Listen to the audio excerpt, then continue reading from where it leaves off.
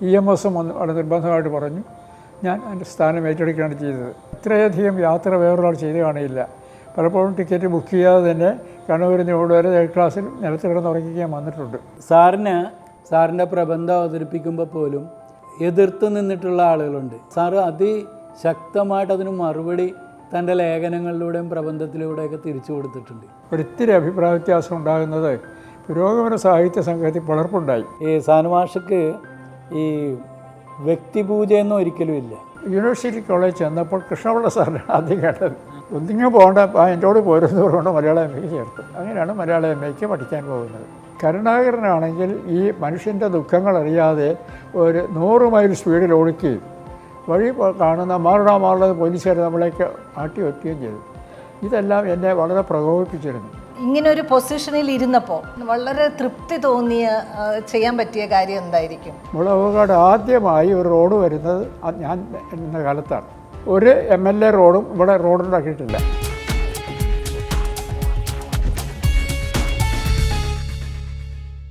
മലയാള സാഹിത്യത്തിൻ്റെ ഒരു തുടക്കം എന്നുള്ള നിലയിൽ ശരിക്കും കമ്മ്യൂണിസ്റ്റ് പ്രസ്ഥാനം തീരദേശ പ്രദേശങ്ങളിൽ അതിൻ്റേതായിട്ടുള്ള വേരോട്ടം തുടങ്ങിക്കഴിഞ്ഞപ്പോൾ R. സുഗതനും TV തോമസും ഒക്കെ അന്ന് ശക്തമായിട്ട് പ്രവർത്തിക്കുന്നൊരു സമയമാണ്.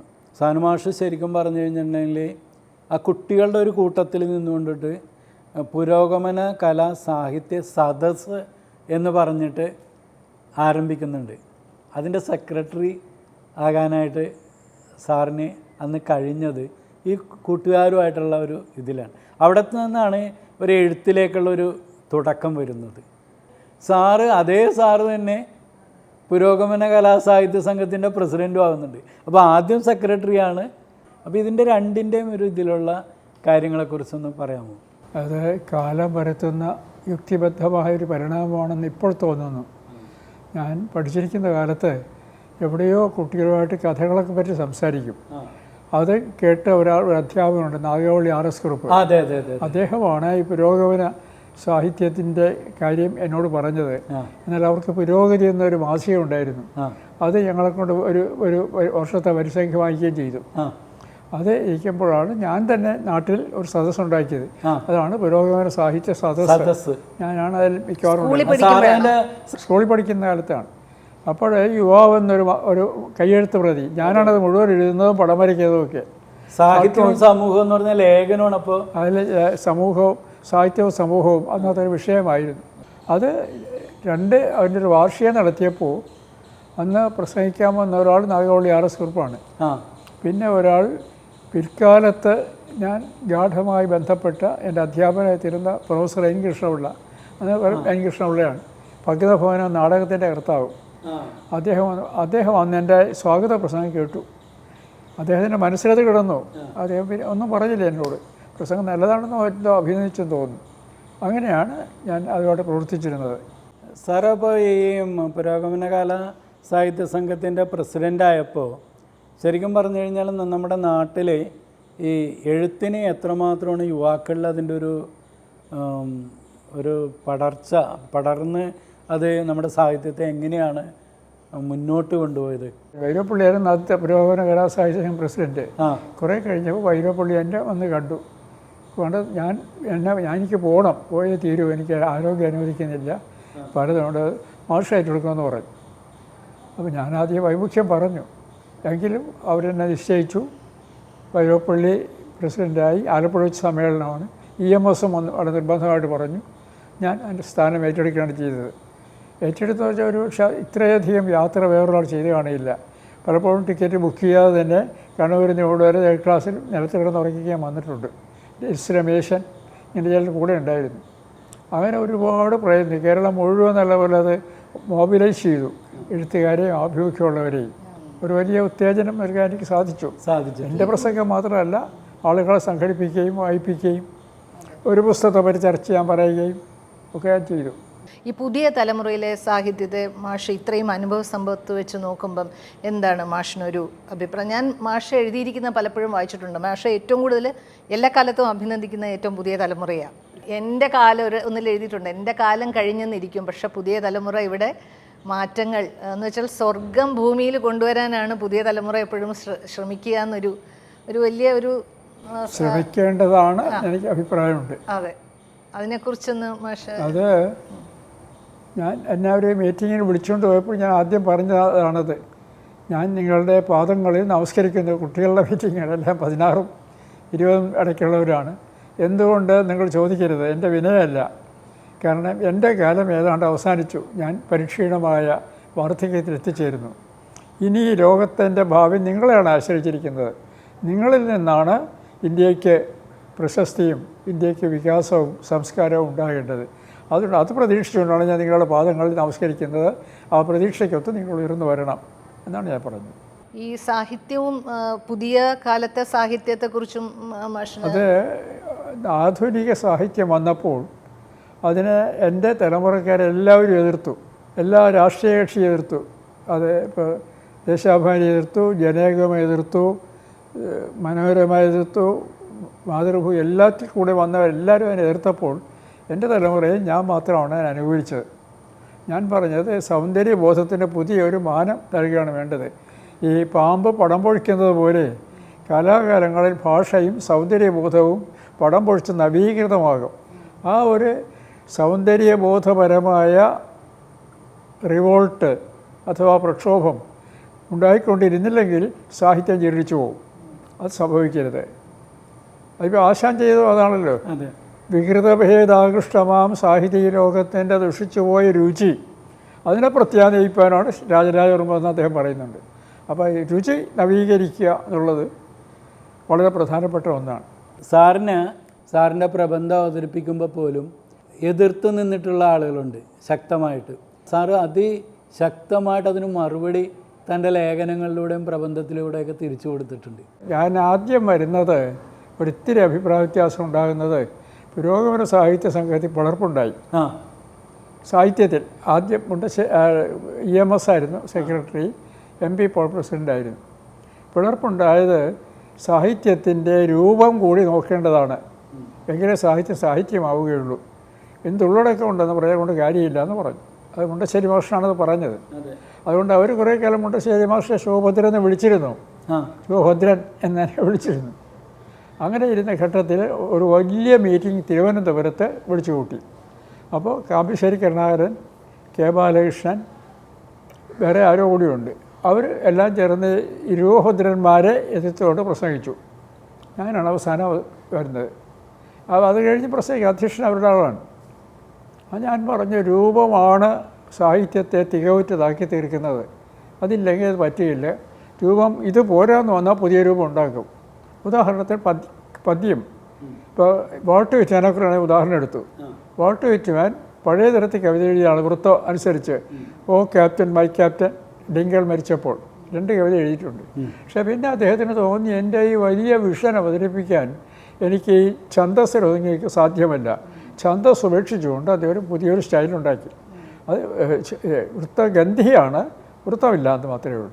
അപ്പോൾ അതിപ്പോഴാണ് അദ്ദേഹത്തിൻ്റെ കവിതയ്ക്ക് ഒരു കോസ്മിക് എന്ന് പറയുന്ന ഇമ്പോർട്ടൻസ് ഉണ്ടായത്. ടാഗോർ പറഞ്ഞ ഋഷിയായ കവി എന്നാണ്. അപ്പോൾ അങ്ങനെ വലിപ്പത്തിൽ വന്നത് ഈ രൂപത്തിൽ പുതിയ പരിഷ്കാരം വരുത്തിയത് കൊണ്ടാണ്. അത് പ്രസംഗിച്ചു കഴിഞ്ഞപ്പോൾ കെ ബാലകൃഷ്ണൻ വന്ന് വേറെ അധ്യക്ഷൻ എനിക്ക് അതിനായിട്ട് പറഞ്ഞു. വന്ന് പറഞ്ഞാൽ അത് അനിയൻ എനിക്ക് എഴുതി തരണമെന്ന് പറഞ്ഞു. അങ്ങനെയാണ് ഞാൻ വാൾട്ട് വിറ്റ്മാനെ പറ്റി എഴുതി ഈ ആശയം അവതരിപ്പിക്കുന്നത്. അത് 3 ലക്കങ്ങളിലായിട്ട് പ്രസിദ്ധീകരിച്ചു.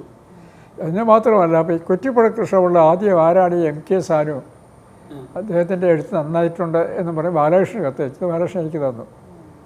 അങ്ങനെ പിന്നെ ഞാൻ എന്തെഴുതിയാലും ആൾ ശ്രദ്ധിക്കുമായിരുന്നു. അതുപോലെ പ്രൊപ്പഗാൻഡ അല്ല സാഹിത്യ ലക്ഷ്യം, അതും പിന്നെ അത് എതിർത്തിരുന്നത് നമ്മുടെ തിരുനെല്ലൂർ കരുണാകരൻ, ONV കുറുപ്പ്, പുതുശ്ശേരി രാമേന്ദ്രൻ തുടങ്ങിയ ആളുകളായിരുന്നു. മോഹൻലോക്ക് അതിനനുകൂലമായിരുന്നു. അവർ എനിക്കെതിരായ വാദത്തിന്. പക്ഷേ ഞാൻ പറഞ്ഞു പ്രൊപ്പഗാൻഡയ്ക്കല്ല ഒരു സാഹിത്യം ലക്ഷ്യം. പ്രൊപ്പഗാൻഡ ഒരു സാധനം വിറ്റഴിക്കുന്നതിന് വേണ്ടിയുള്ള തറ പ്രചരണം മാത്രമാണ്. പക്ഷെ എഴുത്തുകാരൻ അവൻ്റെ അന്തരാത്മാവിൽ അലിഞ്ഞു ചേർന്ന വിഷൻ അഥവാ ദർശനം അത് അതിന് പുതിയമായ രൂപം അവന് കണ്ടെത്തിയേ പറ്റുള്ളൂ എന്ന് പറഞ്ഞാൽ പ്രസംഗിക്കുന്നു. മാഷ് ഈ വിമർശന സാഹിത്യത്തിലോട്ട് ഏറ്റവും പ്രാധാന്യം കൊടുത്തുകൊണ്ട് അത് എഴുതി തുടങ്ങാനുള്ള കാരണവും ഇതൊക്കെ തന്നെയാണോ? ഇതൊക്കെ തന്നെയാണ്. ഇതൊക്കെ തന്നെയാണ്. അതൊരു സൈദ്ധാന്തികമായ തലത്തിൽ ആ സിദ്ധാന്തം അവതരിപ്പിക്കാനാണ് ഞാൻ പിന്നീട് എൻ്റെ കാവ്യതത്വ പ്രവേശിച്ച് എഴുതിയത്. അത് മലയാളത്തിൽ മുണ്ടശ്ശേരി മാസ്റ്റർ ആരോ പറഞ്ഞു, ഇങ്ങനെ ആരും ഇതിനു മുമ്പ് എഴുതിയിട്ടില്ല. വാക്കുകളുടെ പ്രാധാന്യം തുടങ്ങുന്നത് തന്നെ വാക്കുകൾ ചേർത്തുണ്ടാക്കുന്ന ശില്പമാണല്ലോ സാഹിത്യം. അവിടെ തന്നെ കുഴപ്പം ആരംഭിക്കും. സാഹിത്യം വാക്കുകളുടെ ആശയമാണെന്നല്ലേ പറയുന്നത്. അതല്ല, വാക്കുകൾ കൊണ്ട് ശില്പം ഉണ്ടാക്കുകയാണ് പറ്റിയത്. പിന്നെ സാധാരണഗതിയിലുള്ള ഈ വികാരം ജനിപ്പിക്കുക, സാഹിത്യ വികാരം, അത് ജീവിത വികാരത്തിൽ നിന്നും ഭിന്നമാണ്. അത് ഞാൻ ശക്തിയായിട്ട് അവതരിപ്പിക്കുന്ന ഒരാശയമാണ്. ഉദാഹരണത്തിന് ബംഗാൾ ക്ഷാമം നടക്കുന്ന കാലത്ത് ആളുകൾ കൽക്കട്ടയിൽ ചെന്നൊന്നു എല്ലാം മരിച്ചു വീഴുകയുണ്ട്. പട്ടിണി എല്ലാം തോലുമായി ആഹാരം കഴിക്കാതെ ഇഞ്ചിഞ്ചായി മരിച്ച് നഗരത്തിൻ്റെ തെരുവിൽ കിടക്കുമ്പോൾ ഇവരെ കോർപ്പറേഷൻ വണ്ടി വരും, അതിനെല്ലാം ശവം പൊക്കിക്കൊണ്ട് പോകും. എൻ്റെ അടുത്ത് കിടക്കുന്ന എൻ്റെ അരിയനായിരിക്കും, അവൻ ചത്തു, അവനെ കൊണ്ടുപോകും, ഞാനവിടെ കിടക്കുകയാണ്, നാളെ എൻ്റെ ഊഴമാണ്, പെട്രോളിൽ കത്തിക്കും. ഇതിനെ ആസ്പദമാക്കി ഒരു ചിത്രം വരച്ച ഒരാൾ, അതിനകത്ത് ഒരു പെണ്ണ് നഗ്നയായി തെരുവിൽ കിടക്കുന്നു. നഗ്ന, അവളുടെ മലയ്ക്ക് ജീവിച്ചിരിക്കുന്ന കുഞ്ഞ് മല കുടിക്കാൻ ശ്രമിച്ചുകൊണ്ടിരിക്കുന്നു. ഇതൊരു പടമാണ്. അതിന് ഫസ്റ്റ് പ്രൈസ് കിട്ടി. അതാണ് അക്കിത്തത്തിൻ്റെ 20-ാം നൂറ്റാണ്ട് ഇതിഹാസത്തിലുള്ള നിരത്തിൽ കാക്ക കൊത്തുന്നു ചത്ത പെണ്ണിൻ്റെ കണ്ണുകൾ, മുല ചപ്പി വലിക്കുന്നു നരവർഗ നവാതിഥി. പക്ഷേ ഇത് നിങ്ങൾ നേരിട്ട് കണ്ടായെന്ന് നിങ്ങൾക്ക് തോന്നും. നിങ്ങൾ വീട്ടിൽ നിന്ന് ഇറങ്ങുന്നു, തെരുവിൽ ഒരു പെണ്ണ് ചത്ത് കിടക്കുന്നു വിറങ്ങലിച്ച്, ഈ കുഞ്ഞ് മല കുടിക്കാൻ ശ്രമിച്ചുകൊണ്ടിരിക്കുന്നു. നിങ്ങൾ ജുഗുപ്സ, ഭയം, ഇങ്ങനെ പലത്. പക്ഷേ ചിത്രത്തിൽ നിങ്ങൾ നോക്കി നിൽക്കും, കവിത വായിക്കും. അതാണ് ജീവിതത്തിൻ്റെ വികാരവും കവിതയിലെ വികാരവും തമ്മിലുള്ള വ്യത്യാസം. അത് എസ്തറ്റിക് ഇമോഷൻ, അത് ഞാനത് പറഞ്ഞു, ഈ സൗന്ദര്യ, അതിനാണ് രസം. നാം പറയുന്ന രസമെന്നാണ്. അത് ആണ് ഈ വേർതിരിച്ച് കാണാതെ സാഹിത്യത്തെ നമുക്ക് വിലയിരുത്താനും സിദ്ധാന്തപരമായി സമീപിക്കാൻ സാധിക്കില്ല. അതായത് മറ്റൊരു വാദം. ഇത് രണ്ട് കുറേ കാലം കളിച്ചു. മാഷ് ഇതേ കാരണം കൊണ്ട് തന്നെയായിരിക്കുമോ ഒരുപക്ഷെ ഈ സങ്കല്പ കഥകളും അങ്ങനെ അതിന് പോകാതെ കൂടുതൽ ജീവചരിത്രങ്ങളിലോട്ട് എത്തിയത്? ഇതൊക്കെ ജീവചരിത്രങ്ങളിലോട്ട് എത്തിയത് അത് എനിക്ക് ഒരാളിനെ കുറിച്ച് കേട്ട് കഴിഞ്ഞാൽ ഇപ്പോൾ വാൾട്ട് വെറ്റ്മാൻ്റെ കവിത വായിച്ച് അതിനെ ആകർഷിച്ച് തീർച്ചയായിട്ടും ഞാൻ ആവർത്തിച്ച് വായിക്കുമായിരുന്നു. അപ്പോൾ അദ്ദേഹം എങ്ങനെ ജീവിച്ചതെന്ന് ഞാൻ ജീവചരിത്രമെടുത്ത് വായിച്ചു. ഈ ആളിനെ കുറിച്ച് അറിയണം എന്നൊരു കൗതുകം തോന്നുന്നു. പിന്നെ ആദ്യം എഴുതുന്നത് ശ്രീനാരായണ ഗുരു അല്ല, നമ്മുടെ ആൽബർട്ട് ഷോയിറ്റ്സർ എന്നൊരാൾ ജർമ്മനിയിലുണ്ട്. അദ്ദേഹം വളരെ നവയുവാവാകുമ്പോൾ തന്നെ ഒന്നാം തരം ഗായകനാണ്. എല്ലായിടത്തും പാട്ടിന് വിളിക്കും, പൈസ കിട്ടും. ഒന്നാം തരം പ്രസംഗകനാണ്, പ്രസംഗത്തിന് പോകും, പൈസ കിട്ടും. കോളേജിൻ്റെ പ്രിൻസിപ്പലായി, തിയോളജിക്കൽ കോളേജ്. അപ്പോൾ അങ്ങനെ ഇരിക്കുമ്പോഴാണ് അദ്ദേഹം ഒരു ദിവസം വിചാരിക്കുന്നത്, എൻ്റെ ജീവിതം ഞാനിതെല്ലാം നേടി, നല്ല യൗവനം, ഒരുപാട് സിദ്ധി, പ്രശസ്തി, എനിക്ക് എൻ്റെ ജീവിതം കൊണ്ട് ലോകത്തിന് എന്താ പ്രയോജനം? ഈ ചിന്ത ഒരു വല്ലാത്ത ചിന്തയാണ്. എൻ്റെ ജീവിതം എന്തിനു വേണ്ടി, ലോകത്തിൻ്റെ ഒരു അർത്ഥമെന്ത്? അത് വന്നപ്പോഴാണ് ഇത് പത്രം ഒരു മിഷണറിയുള്ള ഒരു കാണുന്നത്. അതിലെഴുതിയിരിക്കുന്നു, സൗത്ത് ആഫ്രിക്കയിൽ മരമ്പരി പിടിച്ചും മലേറിയ പിടിച്ചും മറ്റനേകം രോഗങ്ങൾ പിടിച്ചും വലയുന്ന ഒരു കാട്ടുജാതിക്കാരുണ്ട്, കാപ്പിരികളാണ്. അവർ അന്ധവിശ്വാസികളാണ്, മനുഷ്യനെ പിടിച്ച് തിന്നും. അങ്ങനെയുള്ള ഒരു രാജ്യത്ത് അവരെ മനുഷ്യരാക്കാൻ ദൈവത്തിൻ്റെ നാമത്തിൽ ആര് വരും? പെട്ടെന്ന് വെളിച്ചം കിട്ടി. അദ്ദേഹം പറഞ്ഞു, ഞാൻ വരുന്നു. അന്നത്തെ ഡയറിയിൽ എഴുതിയിട്ടു. അടുത്ത ദിവസം നേരെ മെഡിക്കൽ കോളേജിലാണ് പോകണമെങ്കിൽ വൈദ്യം അറിയണം. നേഴ്സിനെ കല്യാണം കഴിച്ചു. ആ വളരെ സുഖശീതോഷ്ണമായ ജർമ്മൻ കാലാവസ്ഥ വിട പറഞ്ഞുകൊണ്ട് മറ്റേ ഉഷ്ണമേഖലയിലെ അന്ധവിശ്വാസികളുടെ കാട്ടുജാതിക്ക് നരഭോജികളുമത്തേക്ക് കയറി തീരുകയാണ്. 30-20 ആരും അറിയുന്നില്ല ദിവസം അവരെ മനുഷ്യരാക്കി കൊണ്ടുവന്ന് അവരെ പാട്ട് കേൾപ്പിച്ച് വിദ്യാഭ്യാസം ചെയ്യിച്ച് മാറ്റി ആരോ ഒരു സംഘം പത്രപ്രവർത്തി എന്നപ്പോൾ ഇങ്ങനൊരു പുണ്യവാളൻ അവിടെ ഉണ്ടെന്നറിയും. അവർ പറയുന്ന സെയിൻറ്റ് ഓഫ് ലാംബറിൻ എന്നാണ്. ഇത് വായിച്ചപ്പോൾ എനിക്ക് അന്ന് രോമാഞ്ചം ഉണ്ടായി. അതാണ് ആദ്യത്തെ ജീവചരിത്രം.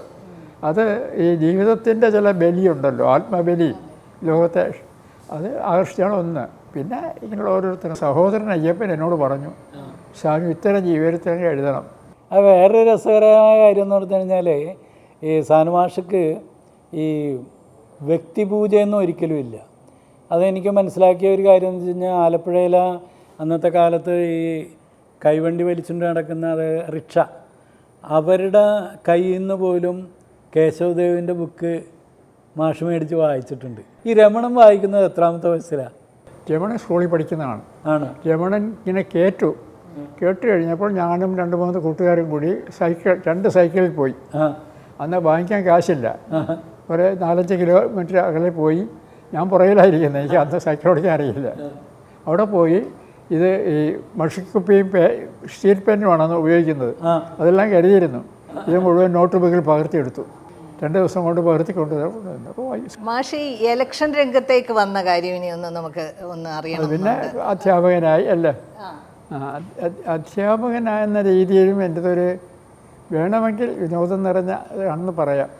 ഞാൻ BSc ആണ് പഠിച്ചിരുന്നത്. അതെ അതെ, സയൻസാണ്. ഗ്രാജുവേഷൻ വീട്ടിലിരിക്കുമ്പോൾ ഞാൻ കോളേജ് പഠിക്കുന്ന കാലത്ത് കോളേജ് യൂണിയൻ ചെയർമാനായി. അതായത് ഇടതുപക്ഷക്കാരെല്ലാം കൂടി വന്ന്, ഞാൻ സോഷ്യലിസം പറയുമല്ലോ, ഇടതുപക്ഷ ചെയർമാനാണ്. കുറേ കഴിഞ്ഞപ്പോൾ അതിനകത്തുള്ള കക്ഷി രാഷ്ട്രീയം ഉണ്ടല്ലോ, മുതിർന്നവർക്ക് രാഷ്ട്രീയം ഉണ്ടെന്ന്. KK കുമാരപിള്ളയ്ക്ക് പിന്നീട് MLA ആയി, RSP ആണ്. അവർ വന്ന് ചെയർമാൻ സ്ഥാനത്ത് മത്സരിക്കണമെന്ന് നിൽക്കാമെന്ന് പറഞ്ഞു. കുറേ കഴിഞ്ഞപ്പോൾ അവർ പറയുന്നത് ഞാൻ കേൾക്കരുത്, അവർക്കതൊരു ധാരണയുണ്ടായി. അപ്പോൾ എന്നെ മാറ്റി വേറൊരാളെ നിർത്തി. കുമാരപിള്ള തന്നെ നിന്നു. കുമാരപിള്ള നല്ല സുന്ദരനാണ് കാണാൻ, വളരെ എനർജറ്റിക്കുമാണ്. അത് വെച്ച് N. ശ്രീകണ്ഠൻ നായരുടെ ഭാര്യയുടെ സഹോദരൻ. അപ്പോൾ അങ്ങനെ ഒരു വലിയ വിപുലമായ ആലപ്പുഴ നഗരത്തിലാണ്. മത്സരിച്ച് വന്നപ്പോൾ ഞാൻ ജയിച്ചു. ഞാൻ ജയിച്ചു കഴിഞ്ഞപ്പോൾ രണ്ടാമത്തെ സംഭവം ഉണ്ടായത്, അന്നാണ് ഇന്ത്യ റിപ്പബ്ലിക്കാകുന്നത്. അവർ റിപ്പബ്ലിക്കൻ വിരുദ്ധ ദിനം, ഇന്ത്യ റിപ്പബ്ലിക്കായിട്ടില്ല, ഇപ്പോഴും കോളനിയാണ്, ആഘോഷിക്കാൻ തിരിച്ചപ്പെടുത്തി. എൻ്റെ അടുത്ത് വന്നു, അതിന് ഞങ്ങളുടെ കൂടെ നിൽക്കണമെന്ന് പറഞ്ഞു. ഞാൻ നിൽക്കില്ല എന്ന് പറഞ്ഞു. കാരണം ഡോക്ടർ അംബേദ്കറാണ്, അംബേദ്കറെ ഞാൻ പൂജിക്കുന്ന ഒരാളാണ്, ഞാൻ അവരുടെ കൂടെ നിൽക്കുള്ളൂ എന്ന് പറഞ്ഞു. പിന്നെ നല്ല we the people of India എന്നൊക്കെ ഉള്ള അപ്പോഴേ കേട്ടിരുന്നു. ഞാൻ അതിൻ്റെ കൂടെ നിൽക്കുമെന്ന് പറഞ്ഞു. അങ്ങനെ ഞാൻ പോയി. ആ സമരം വന്നപ്പോൾ വാതിക്കെ കിടന്നു. ഹോളിൻ്റെ സമരം പൊളിഞ്ഞു പോയി. അപ്പോൾ എന്നെ ചീത്ത പറഞ്ഞുകൊണ്ടൊരു തകരം മുഴുവൻ കണ്ടത്. ഇങ്ങനെ വഞ്ചകൻ, വർഗവഞ്ചകൻ, ഇതൊക്കെ എഴുതി. അതെല്ലാവരും ശ്രദ്ധിച്ചു. അത് ശ്രദ്ധിച്ചത് കൊണ്ടാണ് ഞാൻ BSc പാസ്സായി കഴിഞ്ഞപ്പോൾ അവിടുത്തെ ഒരു ഹെഡ് മാസ്റ്റർ മാനേജരും താണുവയ്യർ MABT ജനസമ്മതനാണ്. അദ്ദേഹം വന്ന് എൻ്റെ വീട്ടിൽ വന്നിട്ട് സാനു എൻ്റെ കൂടി പോരണമെന്ന് പറയും. ഞാൻ എന്താ സാർ വേണ്ട, ഞാൻ എഴുന്നേറ്റു. അവിടെ ഒരു ടീച്ചറായിട്ട് ജോലി വേണം, ചെയ്യാമെന്ന് പറഞ്ഞു. അപ്പോൾ എൻ്റെ അമ്മ വന്നു. അമ്മയോട് പറഞ്ഞു, ഞാൻ സാനുവിനെ കൊണ്ടുപോവുകയാണ്, സാറ് ഇഷ്ടംപോലെ കൊണ്ടുപോയിക്കുമെന്ന് പറഞ്ഞു. അങ്ങനെ കൊണ്ടുപോയി. അതുകൊണ്ട് നന്മയെ അവരുള്ളവർ. അവിടെ ചെന്നതിന് ശേഷം ജോയിൻ ചെയ്യാമെന്ന് പറഞ്ഞു. ഒരു കാര്യം പറഞ്ഞു, ഒരു ക്ലാസ്സിലെ 3 കുട്ടികൾ പിച്ചാത്തിയുമായിട്ട് മാനേജരെ കുത്താൻ കഴിഞ്ഞ സംബന്ധം ആക്രമിച്ച് നടത്തി. പിന്നെ ആളുകൾ ഓടിക്കൂടാണ് ഇവരെയൊക്കെ പറഞ്ഞു കൊടുത്ത് രക്ഷപ്പെട്ടു. അവർ ഈ ക്ലാസ്സിലാണ് ഇരിക്കുന്നത്, അതെടുക്കാമെന്ന് ചോദിച്ചു. ഞാൻ സാറിനകത്ത് പറഞ്ഞാൽ ഞാൻ അനുസരിച്ചോളാമെന്ന് പറയും. അങ്ങനെ അതാണ് എന്നെ ഏൽപ്പിച്ചത്. അത് ഏറ്റു കഴിഞ്ഞാൽ ഞാനൊന്നും പറഞ്ഞില്ല, പക്ഷേ ആ ക്ലാസ് വളരെ പരമശാന്തമായി മാറി. എൻ്റെ ക്ലാസ്സിൽ മാത്രമല്ല, ഏത് ടീച്ചർ വന്നാലും നിങ്ങൾ എന്നെ കാണുന്ന പോലെ കാണണമെന്ന് അവരോട് പറഞ്ഞിരുന്നു. 2 മാസം കഴിഞ്ഞപ്പോൾ സാറ് ഹെഡ് മാസ്റ്ററിനോട് ചോദിച്ചു, സാനു എന്ത് അത്ഭുതം മാജിക്കാണ് ചെയ്തതെന്ന് ചോദിച്ചു. ഞാൻ ഒരു മാജിക്കും ചെയ്തില്ല സാറേ. പിന്നെ എനിക്കറിയില്ല, ഞാൻ അവരാരെയും ഒരിക്കലും വ്യക്തിപരമായി ഊണ്ടിയിട്ടില്ല. ആത്മാഭിമാനം പുറത്തെ ഒരു വാക്ക് പറഞ്ഞിട്ടില്ല. അവരിങ്ങനെ ആയിത്തീർന്നു, അത്രയേ ഉള്ളൂ. അങ്ങനെയാണ് ആ ക്ലാസ്സിൽ നിന്നത്. അവിടുത്തെ 1 കൊല്ലം കഴിഞ്ഞപ്പോൾ സാറ് തന്നെയാണ് പറഞ്ഞത്, സാനു ഇവിടെ ഒതുങ്ങേണ്ട ആളല്ല, ഇവിടുന്ന് ഹയർ സ്റ്റഡീസിന് പോകാൻ പറഞ്ഞു. അതാണ് എനിക്കിഷ്ടമുള്ള സാർ വീണ്ടും വരുന്നത്. വേണമെങ്കിൽ ലോൺ തരാം. ഞാൻ പറഞ്ഞു, ലോൺ വേണ്ട സാർ, ഞാൻ വല്ല ചൂട്ടുകാരിലും പഠിപ്പിച്ചോളാം. അങ്ങനെ തിരുവനന്തപുരത്ത് പോയി യൂണിവേഴ്സിറ്റി കോളേജ് ചെന്നപ്പോൾ കൃഷ്ണപിള്ള സാറിന് ആദ്യം കേട്ടത്. എന്താ സാർ ഇവിടെ വന്നതെന്ന് ചോദിച്ചു. എൻ്റെ ആ സ്വാഗത പ്രസംഗം ഓർമ്മയുണ്ട്. ഞാൻ പറഞ്ഞു, ഞാനിവിടെ പോസ്റ്റ് ഗ്രാജുവേഷൻ ചേരാൻ വന്നതാണ് സാറേ, ഏതിന് ചേരണമെന്ന്. ഒന്നിങ്ങ് പോകേണ്ട, എൻ്റെ കൂടെ പോരുന്നത് കൊണ്ട് മലയാളം MA ചേർത്തു. അങ്ങനെയാണ് മലയാളം MA പഠിക്കാൻ പോകുന്നത്. തിരുവനന്തപുരം ഒരുപാട് പിന്നെ ജീവിതം സമ്പന്നമാക്കുന്ന അനുഭവങ്ങൾ ഉണ്ടായി. വലിയ മാറ്റമാണ്. പബ്ലിക് ലൈബ്രറിയൊക്കെയുള്ള പരിചയം. അന്നാണ് ഞാൻ ഇബ്സൻ്റെ നാടകം ഇതെല്ലാം അങ്ങ് വായിച്ചു തീർക്കുന്നത്. സാറ് ബോണസ് എന്ന് പറഞ്ഞൊരു നാടകം എഴുതിയിട്ടുണ്ട്, ഇബ്സൻ്റെ and enemy of the people. കുറച്ച് റിഹേഴ്സൽ എടുത്താൽ പിന്നെ നടന്നില്ല. അവിടെ കോളേജിൽ പഠിക്കുമ്പോഴാണോ സാർ CPA കണ്ടിട്ടുണ്ട്? അല്ല, അത് 2 പ്രാവശ്യം, 2 അല്ല അസംബ്ലി കാണാൻ പോകുമായിരുന്നു. എന്തിനാണ് പോയെന്ന് അറിയില്ല. അതെ അതെ അതെ അതെ. അത് വളരെ ഇമ്പ്രസ് ചെയ്ത ഒന്നാണ്. ആ അതുകൊണ്ട് അദ്ദേഹത്തിൻ്റെ രൂപം തന്നെ നല്ല നീണ്ട മൂക്കും അതെ നല്ല ഒരു മാഷ് എഴുതിയിട്ടുണ്ട് വിരൽ ചൂണ്ടി ആളുകളെ ഇങ്ങനെ കൈ കൊണ്ട് കാണിച്ച്. അത് വിക്ടോറിയ ജൂബിലി ടൗൺ അദ്ദേഹം പ്രസംഗിക്കാൻ വന്നപ്പോൾ കറണ്ട് പോയി. അപ്പോൾ സദസ്സിൽ ബോധമുണ്ടായി. അദ്ദേഹം കസേരയിൽ നിന്ന് എഴുന്നേറ്റ് വന്ന് ഇങ്ങനെ കാണിച്ചപ്പോൾ എല്ലാവരും നിശബ്ദരായി. അപ്പോൾ അവർ അദ്ദേഹത്തിൻ്റെ ആജ്ഞാശക്തി ഉണ്ട്. അങ്ങനെ ലൈബ്രറി വായിച്ചുകൊണ്ടിരിക്കുമ്പോൾ എൻ്റെ അടുത്തുകൂടി ഒരു പ്യൂണുമായിട്ട് പോയി എന്തോ പുസ്തകം എടുത്തുകൊണ്ട് വന്നു. അപ്പോൾ എൻ്റെ അടുത്ത് വന്ന് what young man what are you reading എന്ന് ചോദിച്ചു. അപ്പോൾ ഞാൻ ആർട്സ് ആൻഡ് മാൻകൈൻഡ് എന്നൊരു ജെ.ബി. കൃഷ്ണയുടെ പുസ്തകമാണ് വായിച്ചുകൊണ്ടിരുന്നത്. ഇറ്റ്സ് എ ഗുഡ് ബുക്ക് എന്ന് പറഞ്ഞിട്ട് പോയി. മാഷ അത് കഴിഞ്ഞിട്ട് നിയമസഭാ അംഗമായിട്ട് പ്രവർത്തിച്ചുകൊണ്ടിരുന്നപ്പം ഈ സർ CP-യുടെ കാലത്ത് ഉണ്ടായ അനുഭവം ഇത് കണക്ട് ചെയ്ത് വിചാരിച്ചിട്ടുണ്ടോ? അത് ചിലപ്പോൾ ഓർമ്മ വരും. അന്ന് ആ കമാൻഡിങ് പവറും ഇപ്പോൾ ചാഴിക്കാടനെ എഴുന്നേറ്റ് സോർ അങ്ങൊരു കായംകുളം വാളാട് എന്ന് പ്രസംഗിച്ച് ഞാൻ കേട്ടതാണത്. അപ്പോൾ honourable member withdraw that statement എന്ന് ഉടൻ പറയും. സോർ ഞാനത് പിൻവലിക്കുന്നു, മാപ്പ് ചോദിക്കുന്നു പറയും. അങ്ങനെ കൊണ്ടുപോകും. നിയമസഭയിൽ മത്സരിക്കാനുള്ള കാരണം ഞാൻ പഠിച്ചിരിക്കുന്ന കാലത്ത്, കോളേജ് ടീച്ചറായിരിക്കുന്ന കാലത്ത് പുരോഗമന സാഹിത്യ സംഘം പ്രസിഡൻറ്റുമായല്ലോ. അപ്പോൾ അത് നടന്ന കാലത്ത് കുറച്ച് ഇടതുപക്ഷ പ്രസംഗമുണ്ട്. 2 ധാരാളം അഴിമതി നടക്കുന്ന കഥകൾ കേട്ടു. ഞാൻ നേരിട്ട് അറിയുന്നതാണ്. ഉദാഹരണത്തിന് എൻ്റെ ഒരു സ്റ്റുഡൻറ്റ് പെൺകുട്ടി, അവരുടെ കുട്ടി 10ാം ക്ലാസ് പഠിക്കുന്നു. അപ്പോൾ അതിനെ ട്രാൻസ്ഫർ ചെയ്തു കാസർഗോഡേക്ക് ഹെഡ്മിസ്ട്രസ്സായിട്ട്. പിറ്റേ ദിവസം പാർട്ടിയുടെ ആൾ വരുന്നു, ട്രാൻസ്ഫർ വാങ്ങിച്ചു തരാം, ഇത്ര രൂപ തരണം, 10,000-20,000 രൂപ. ടീച്ചർ അവിടെ പോയി താമസിച്ചായി മകൾ 10ാം ക്ലാസ് പഠിക്കുകയാണ്, പഠിക്കാൻ പറ്റിയില്ല, ലീവ് എടുക്കുകയാണ്, ഇതെല്ലാം കുഴപ്പമുണ്ടാകും. അത് വന്ന് എൻ്റെ അടുത്ത് ചോദിച്ചു. അതിൻ്റെ ഭർത്താവ് സമ്മതിക്കില്ല. അപ്പോൾ ഞാൻ പറഞ്ഞു, എന്നാൽ അങ്ങനെ ചെയ്തു, പ്രായോഗിക ബുദ്ധി വേണമല്ലോ, ഞാനോ അതില്ലാത്തവനാണ്, നിങ്ങൾക്കില്ലാത്ത കാര്യം. അങ്ങനെ അവളെ കൊണ്ടുവന്ന് ടാക്സിയിൽ പോയി, ടാക്സി പാർട്ടിക്കാരൻ്റെതാണ്, എടുത്തു, അവിടെ കൊണ്ട് പൈസ കൊടുത്തു, ട്രാൻസ്ഫർ ഓർഡർ വാങ്ങിച്ചേക്ക് പോകും. കരുണാകരനാണെങ്കിൽ ഈ മനുഷ്യൻ്റെ ദുഃഖങ്ങൾ അറിയാതെ ഒരു 100 മൈൽ സ്പീഡിൽ ഓടിക്കുകയും വഴി കാണുന്ന മാറുന്നത് പോലീസുകാർ നമ്മളേക്ക് ആട്ടി വെക്കുകയും ചെയ്തു. ഇതെല്ലാം എന്നെ വളരെ പ്രകോപിപ്പിച്ചിരുന്നു. ആ സാഹചര്യത്തിലാണ് ഇലക്ഷൻ വരുന്നത്. അപ്പോൾ കുറേ പേര് എൻ്റെ അടുത്ത് വന്നു. M.M. ലോറൻസ് അതിൻ്റെ ഒരാളാണ്. വന്നു കഴിഞ്ഞ് ഞാൻ പറഞ്ഞ എൻ്റെ ഡോക്ടറോട് ചോദിക്കണം, എനിക്ക് ആരോഗ്യം പോരാ. ഡോക്ടറോട് ചോദിച്ചവിടെ നിൽക്കരുതെന്ന് പറഞ്ഞു. ഭാര്യയോട് ചോദിച്ചപ്പോൾ നിൽക്കേണ്ടെന്ന് പറഞ്ഞു. ആരോഗ്യം ഇതെല്ലാം ഉണ്ടല്ലോ, നിൽക്കണ്ട. അങ്ങനെ ഇരുന്നപ്പോൾ EMS എന്നെ വിളിച്ച് പറഞ്ഞു, സാജു മാസ്റ്റർ ഞങ്ങൾക്ക് ജയിക്കണമെന്ന് ആഗ്രഹിക്കുന്നുണ്ടോ? ഉണ്ട്. 2 കാര്യങ്ങളാണ് നിൽക്കണം എന്ന് ഞാൻ നിർബന്ധിക്കുന്നു. എന്താണ്? അപ്പോൾ ഒന്ന്, ഇത് തത്വാധിഷ്ഠിത രാഷ്ട്രീയമാണ്. ഒരു സാമുദായിക സംഘടന ബന്ധപ്പെട്ട ഒന്നും നമ്മുടെ മുന്നണിയിലില്ല. 2, അഴിമതിക്കെതിരായി ഉറച്ച നിലപാടെടുക്കുന്ന ഒരു രാഷ്ട്രീയമാണ്. നിന്നില്ലെങ്കിൽ ഇവിടെ വെച്ച് തന്നെ ഒരു തിരിച്ചടി ഉണ്ടാകും, അവിടെ ജയിക്കണമെന്ന് പറയും. ഞാൻ കോഴിക്കോടൊരു മീറ്റിങ്ങിൽ പോയി മടങ്ങി വരുമ്പോൾ ചുമരിൽ എൻ്റെ പേരെഴുതിയിട്ടുണ്ട്, സാനു മാഷിനെ വിജയിപ്പിക്കാൻ. അല്ല, മാഷ് എന്ന് 10,000-ൽ കൂടുതൽ കിട്ടിയെന്തോ. വിജയം. പക്ഷേ എനിക്ക് വേണ്ടി പ്രവർത്തിക്കാൻ നമ്മൾ കരുതാത്ത ഒരുപാട് ആളുകൾ മുന്നോട്ട് വന്നു. എൻ്റെ വിദ്യാർത്ഥികൾ. ഇപ്പോൾ കിഡ്നി മാറ്റിവയ്ക്കാൻ ബാംഗ്ലൂരിൽ കിടക്കുന്ന ഒരു വിദ്യാർത്ഥി ഇവിടെ വന്ന് ആളെന്നെ കണ്ടു. ഞാൻ പ്രവർത്തിക്കാൻ വന്നാണ് ഓപ്പറേഷൻ മാറ്റിവെച്ചെന്ന് പറഞ്ഞു. ഞാൻ പറഞ്ഞു, നിങ്ങൾ തിരിച്ചു വയ്ക്കുക നിങ്ങൾ പറഞ്ഞു. അങ്ങനെ ഒരുപാട് പേര് എനിക്ക് വേണ്ടി നടന്നിട്ടുണ്ട്. ഇങ്ങനെ ഒരു പൊസിഷനിൽ ഇരുന്നപ്പോൾ മാഷിന് വളരെ തൃപ്തി തോന്നിയ ചെയ്യാൻ പറ്റിയ കാര്യം എന്തായിരിക്കും? പൊതുജനങ്ങൾക്ക് വേണ്ടി, അസംബ്ലി ചെന്നപ്പോൾ ഇപ്പോൾ ഈ സ്ഥലം മുളവുകാടാണ്. മുളവുകാട് ആദ്യമായി ഒരു റോഡ് വരുന്നത് ഞാൻ എന്ന കാലത്താണ്. ഒരു MLA റോഡും ഇവിടെ റോഡുണ്ടാക്കിയിട്ടില്ല. അപ്പോൾ ഞാൻ അവിടെ അതുകൊണ്ട് ചെന്നപ്പോൾ അതിൻ്റെ സാങ്ഷൻ കിട്ടുകയില്ല. 2 സാങ്ഷൻ വേണം. ആ 2 സാങ്ഷൻ കിട്ടാതായി വന്നപ്പോൾ ഞാൻ ചെന്ന് അവരോട് സെക്രട്ടറിയെ വിളിച്ചെന്ന് ചോദിച്ചപ്പോൾ, ഞാൻ ഇച്ചിരി ടീച്ചറായതുകൊണ്ട് അവരോടൊക്കെ ചെല്ലാം. എന്താണെന്ന് ചോദിച്ചപ്പോൾ, മാഷ് അഴിമതിയുടെ ഒരുപാട് ആരോപണം ഉണ്ടാകും, കാരണം ഒരുപാട് കൂട്ടിയെ പിടിക്കാൻ പറ്റുള്ളൂ, അന്ന് പാലമൊന്നുമില്ല, എല്ലാം വള്ളത്തിൽ കൊണ്ടുവരണം. ഞാൻ പറഞ്ഞു, അഴിമതി ആരോപണം ഞാനേറ്റു, നിങ്ങൾ പറയണം. അങ്ങനെ 2 കൊല്ലം ശ്രമിച്ചതിൻ്റെ ഫലമായിട്ടാണ് ഈ റോഡ് ഞാനിരിക്കുമ്പോൾ തന്നെ ഉദ്ഘാടനം ചെയ്തു. ഞാനാര് തന്നെ ഒന്ന് ഉദ്ഘാടനം ചെയ്തു. അത് ചെയ്തു, ആദ്യം ചെയ്തതാണ്.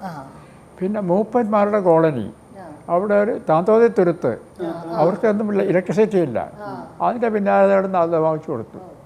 മന്ദബുദ്ധികളായ കുട്ടികൾ അവർക്ക് വേണ്ടി ഒരു ഗവൺമെൻറ് പ്രത്യേക അവരുടെ അവകാശം, ജീവിക്കാനുള്ള അവകാശം അവർക്കുണ്ട്. ഈ വൈപ്പിൻ ഐലൻഡിന് വേണ്ടി അന്ന് ആദ്യം ചെയ്ത പ്രസംഗം ഞാനിപ്പോൾ ഓർക്കുന്നുണ്ട്.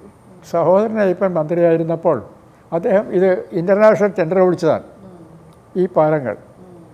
പക്ഷേ അദ്ദേഹം രാജിവെച്ച് പോന്നപ്പോഴേക്കും അവരത് മാറ്റി ആ തോട്ടപ്പള്ളിയിലേക്ക് മാറ്റി തിരുവിതാംകൂറിലേക്ക് കൊണ്ടുപോയി.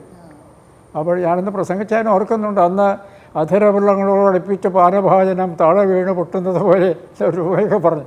അപ്പോൾ ചുമ്മാരത് റിപ്പോർട്ടർ മലയാളം ചുമ്മാരത് എഴുത്തിട്ട് എൻ്റെ അടുത്ത് പറഞ്ഞ് ആ പ്രയോഗം വളരെ സന്തോഷമായതൊക്കെ പറഞ്ഞു.